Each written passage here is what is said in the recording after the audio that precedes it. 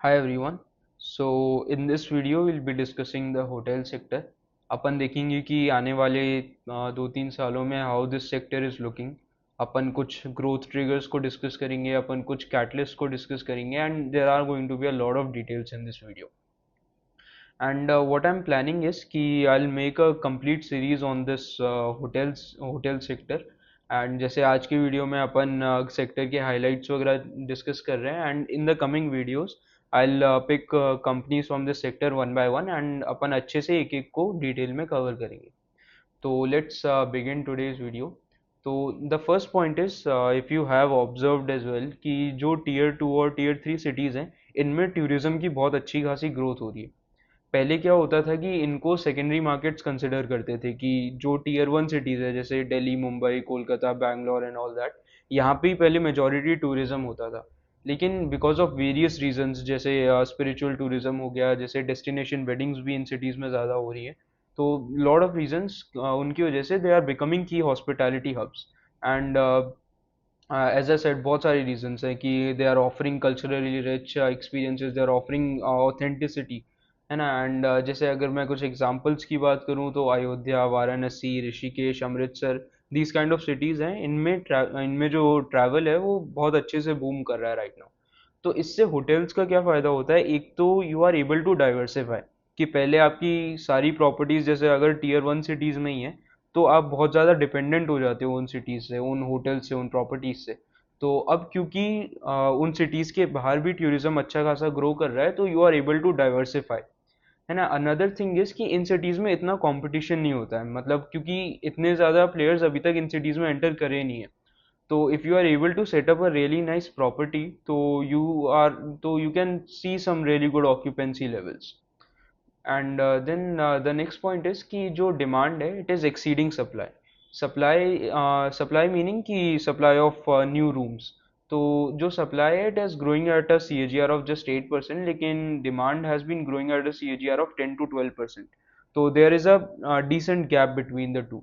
And as we know कि जब भी डिमांड जो है वो सप्लाई से ज़्यादा हो जाती है तो प्राइसेस जो है दे राइज अप. तो अगर होटल के कॉन्टेक्स्ट में अपन प्राइसेस की बात करें तो it means A R R. A R R होता है एवरेज रूम रेट. कि कोई भी होटल है वो अपने एक रूम से ऑन एन एवरेज कितना रेवेन्यू जनरेट कर रहा है. तो क्योंकि डिमांड ज़्यादा है, सप्लाई कम है, तो hotels are able to charge higher prices for their rooms. And not just that, they are able to increase their occupancy levels. क्योंकि जैसे मान लो कि मेरे पास कोई होटल है उसमें 100 रूम्स थे. अब डिमांड ज़्यादा है एंड सप्लाई कम है, तो अगर मेरे पहले 50 रूम ही बुक होते थे किसी पर्टिकुलर मंथ में, तो हो सकता है कि now I am able to book 60 to 70 rooms. तो दोनों साइड से होटल्स का फायदा हो रहा है, एक तो मेरे रूम्स भी ज़्यादा बुक हो रहे हैं and per room I am able to charge higher prices. तो दोनों तरीके से it is really good situation for the hotel owners. And ये जो अभी सिचुएशन है, डिमांड एक्सीडिंग सप्लाई वाली जो सिचुएशन है, it is expected to sustain.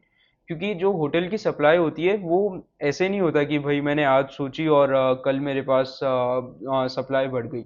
नहीं, you have to go through that whole construction process. आपको 3 से 5 साल लगते हैं from just planning to launching your new hotels या फिर नए रूम्स. सो ये जो सिचुएशन है it is expected to continue for the next few years. And as we saw कि कोई भी मेजॉरिटी एडिशंस जो हैं the industry is not expecting until FY 27. मतलब छोटे छोटे केपेक्सेस वगैरह होंगे कि थोड़े बहुत रूम्स इधर उधर ऐड कर दिए, लेकिन not that much increase in the supply. तो इसलिए ये जो ए आर आर्स हैं, average room rates, they are expected to sustain at higher levels. You can have a look at this graph if you want more details, है ना. Then the next point is, जो अपन ने discuss करा था कि जो स्पिरिचुअल टूरिज्म है, बनारस, कटरा, अयोध्या, वृंदावन, ये काफ़ी अच्छे से ग्रो कर रहा है. जो लीजर सिटीज़ हैं जैसे शिमला, ऊटी, उदयपुर, वहाँ पे भी अच्छी खासी डिमांड है. Udaipur we all know is a very big place for destination weddings, तो उसकी वजह से वहाँ पे अच्छी खासी डिमांड है. Then another point is the concert culture. तो क्या हो रहा है recently, there have been very high frequency of concerts in India. Diljit Dosanjh का कॉन्सर्ट था, Coldplay, Travis Scott and all that, and they are attracting very big crowds, है ना. इनके जो टिकट्स हैं they are selling out instantly and then they are being resold at 4-5 times of that value. तो they are making a lot of people travel just for those concerts. तो इससे hotels का ये फायदा होता है कि जैसे मान लो कि आज कोई कॉन्सर्ट है, तो इसके 1 वीक स्पैन में, जैसे मतलब 3 दिन पहले उस कॉन्सर्ट से एंड 4 दिन बाद तक there is a lot of inflow of tourist.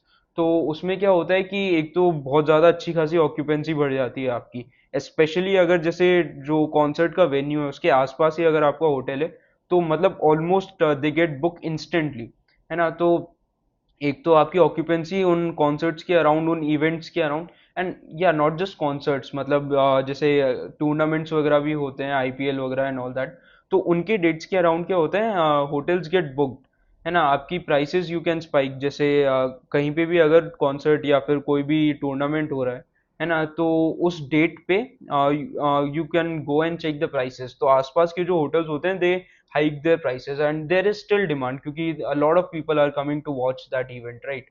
तो उसकी वजह से आपकी ARR भी बढ़ रही है एंड आपकी ऑक्यूपेंसी भी बढ़ रही है up to full capacity. So hotels are being benefited from this trend as well.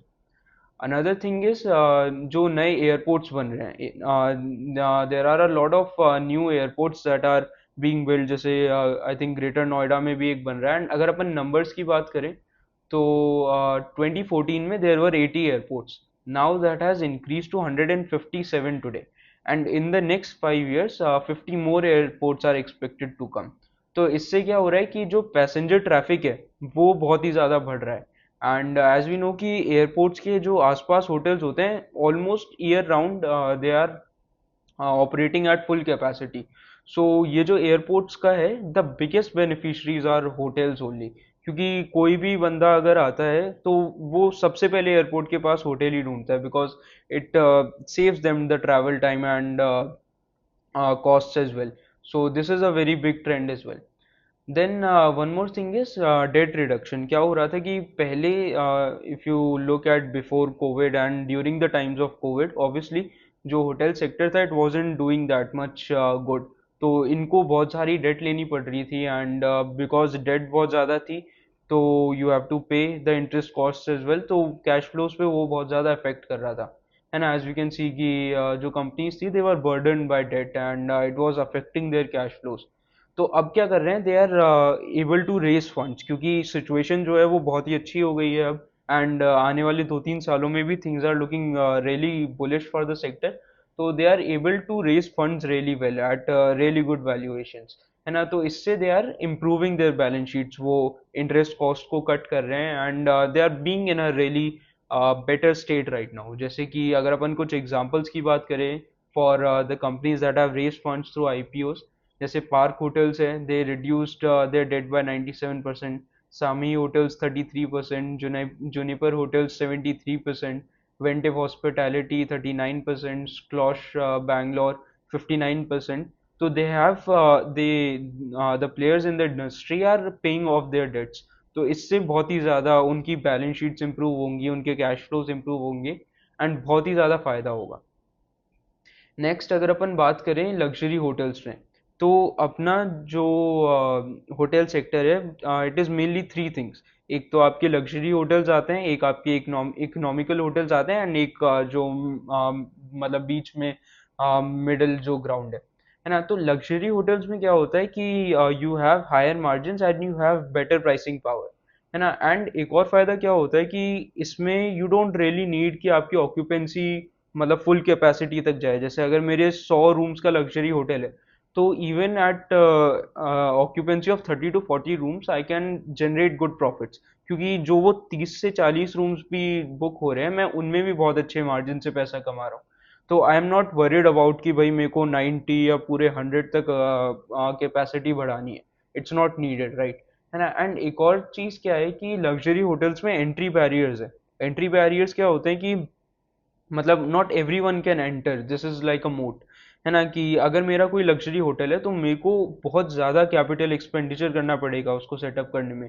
I have to invest a lot of money to set up that entire hotel, तब जाके I will be able to start it, है ना। And हर किसी के पास इतने ज़्यादा finances की availability होती नहीं है, तो not every one is able to set up luxury hotel and all that, है ना। इसीलिए इनकी जो सप्लाई एडिशन है, it is the lowest among the other segments, जैसे इकोनॉमी एंड मिडिल वाला जो सेगमेंट है, इसकी सबसे स्लोएस्ट सप्लाई एडिशन है 6% CAGR। And I will say कि इनकी ग्रोथ रेट भी बहुत अच्छी होगी, because a lot of foreign tourist वगैरह जो होते हैं, दे opt for luxury hotels only.